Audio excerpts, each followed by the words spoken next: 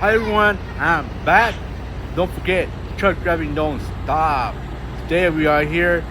I see all these white trucks. What do you guys think? Comment below if you think the white is the most common for a truck. Because right here, it's probably like 60% to 70% all white trucks. We got Kenworth, we got Freightliner, we got Cascadias. Right here, well, of course, Peterbilt. You can't miss a Peterbilt like this. Real nice truck. Don't forget to like, comment, and subscribe. Comment below. See what you guys think if white is the most common truck color. Thanks for watching.